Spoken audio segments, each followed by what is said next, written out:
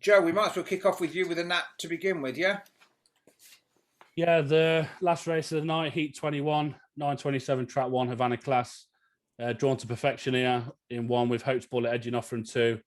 And if one comes away, Havana class, we've all seen the early he's got. He can make all in a very, very generous heat here, in my opinion. Things didn't go right in Newcastle.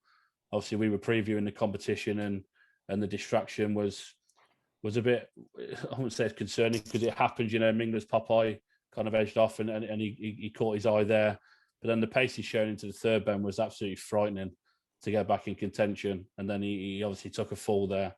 So I just think if he breaks here, I could see him going 4, 5, 6 lengths clear of these. I know Little Amir's got good early and it's trialled him well at Newcastle, 28.36 and the 4.46. But with him being inside, Little Amir, I think he can lead. And if he leads, I think he will definitely win. So I thought 11-2 looked very, very big. I think he could be close to 2 on the night. I suppose people are just looking at it and saying, will he see out the 500 metres, I guess? And that's unknown territory, isn't it? I wouldn't see why not. The final at Perry Bar, he had some strong types in behind him. Ivy Hill, Sky Eye, Sparta Master. Obviously, we had Candyman in the race, Call of Annie Kaiser. So, and he done it really well. They got to him by probably the third, fourth bend, and he managed to see it out. So I think when something comes to him, he's got a little bit extra anyway. So it wouldn't be a concern for me if he led it. I think he'd win. Yeah, he's certainly a dog that we certainly can't have seen the best of, can we? I mean, he just simply hasn't had enough races for us to know really how good he is.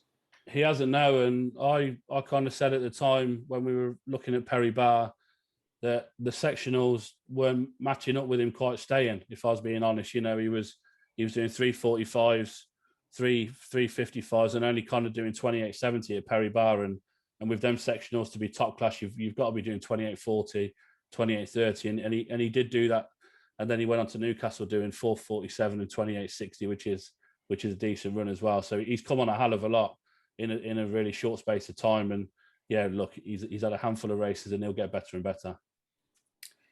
And Ryan, would you be opposing him in that heat? No, I actually completely agree with Joe, and I think the race will be made to suit because obviously there are people that are going to question after what happened at Newcastle. I'm also going to question whether he will stay the 500 meters, but I think 3 will turn second to him, and I cannot see 3 going past 1. I was really impressed with 6. It's run at Nottingham. I was actually impressed with it 2 runs back. Which a lot of pace down the back, and then obviously went on and won in a really good time last time out. So I think that will probably make second or third. But no, I agree with Joe. I think Havana Class has probably got the most early pace this side of the sea.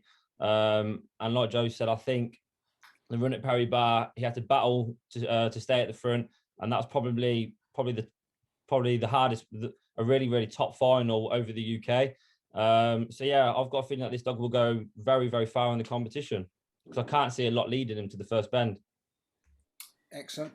So Ryan, you might as well take us now into your nap, which I think is in the couple of heats earlier, isn't it? Heat 19. Yes, my nap is in the 8:51 and it is trap 6 Magical Arrow. I'm a really big fan of this dog. I think it's got a perfect draw. I think Queen Dolly can pace up, but I do think she likes the top early for the level of 6, and I think she'll be staying middle. I think if Magical Arrow can produce one of his good runs, which we know he's capable of, I think he can get off the front. I don't think he'll be catching for this, and I think he'll come on leaps and bounds from his trial last week, which was 29.96. I think this dog could easily break 29.50, 29.40. So, yeah, I think he's one of the top UK chances who should always get his draw. Yeah, he's still, as you say, he's still quite unexposed, isn't he? He's 16 races altogether, but Kevin's really brought him on nice and slowly. He has. He's been very shrewd with where he's placed him. He made a really good final at Monmore a couple of weeks back. Shown really good pace up after coming away average. Unfortunately, just met a really good dog called Ivani Kaiser that night. But the week before he came away, very flashy split. Did a good time, 28.25. And I think he's going to come on run by run, draw by draw. I think Master Roo showed an awful lot of early and stayed actually far better on the 18th of May. So I think that may be able to keep on for second or third. Excellent. Joe, would you have been opposing your brother's tip? No, he's one of my 6 anti-post bets as well, Magical Arrow.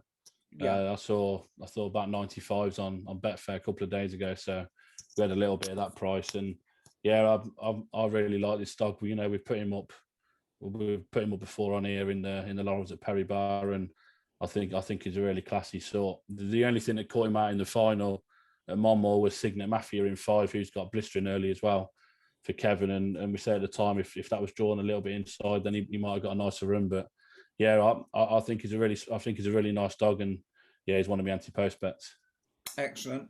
So while you're here, then talk us about your next best Ivy Hill Sky High. Another of my anti-post bets, Ivy Hill Sky High, 100-1. I think this dog can go far in the competition. He's a really good competition dog who stays well, but has enough early pace to keep himself in races as well early on. He can come away and have the legs of 1 and 3 to the corner. And then I think 4 and 6 will set the race up. Luna Rocket, Pacemaker Ted. Obviously, Pacemaker Ted, I put up for the Northern Flat at Newcastle. I thought I'd just chuck that in there. And Yeah, I can't remember. Just remind us, how much was it? He was me 100 quid at 12-1, he was. So, Yeah.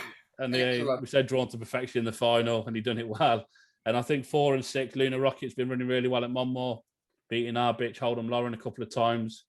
So yeah, I thought the race was set up for 2 to get first run at 4 and 6, and I think he'll go on to win. I think this dog's a really strong, classy competition dog. I think he could go a long way for Matt Wallace.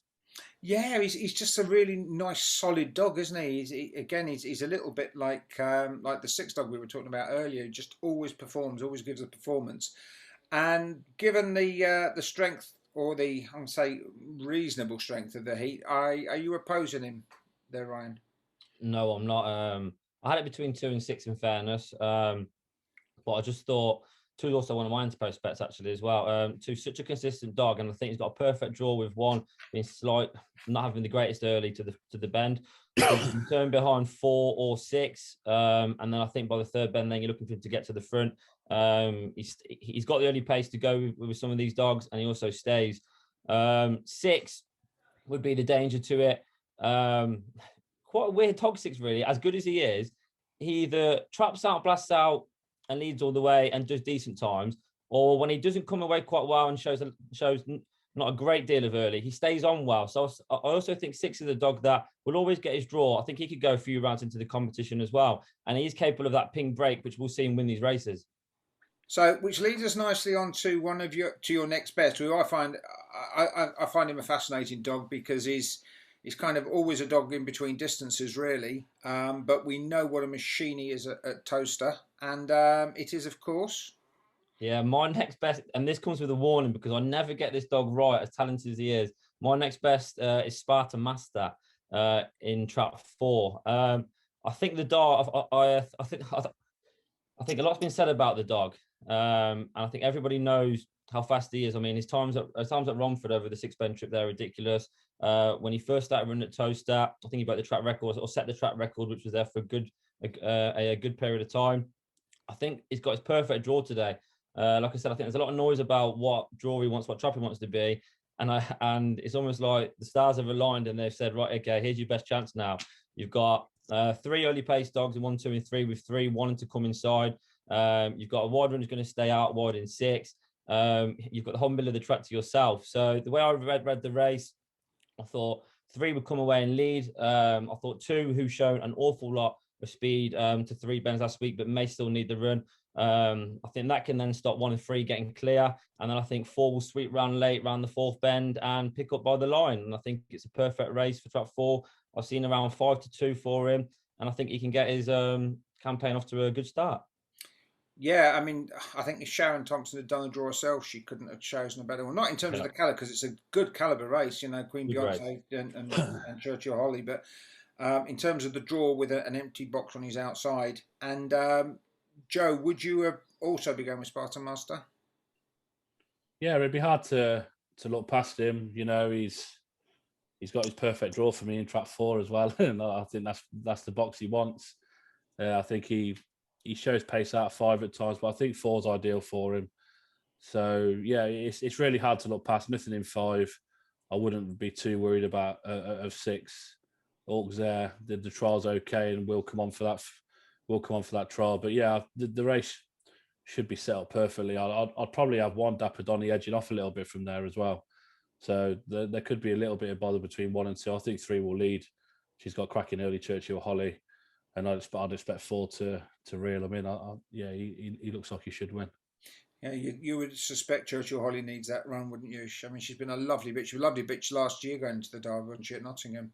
I think she reached the semi-final last year, did she? Yeah. Churchill Holly, I think she reached the semis, yeah. So, yeah, they'll be hoping to go a long way with her again. And if they can just keep getting her through, look, they'll take third. They'll snap your hand off a third for the first couple of rounds anyway. So if they can keep getting third with her, they'll be delighted because she'll just get stronger and stronger. She's actually one of my selections that we may speak about later on for the fastest sectional. I think that we've all seen on her day, she's got a real ping break on her. And she's real good value. I think she's 50 to 1 I've seen quoted around for the fastest sectional. And I think at that price, it's worth a punt because she's capable of them really, really quick breaks.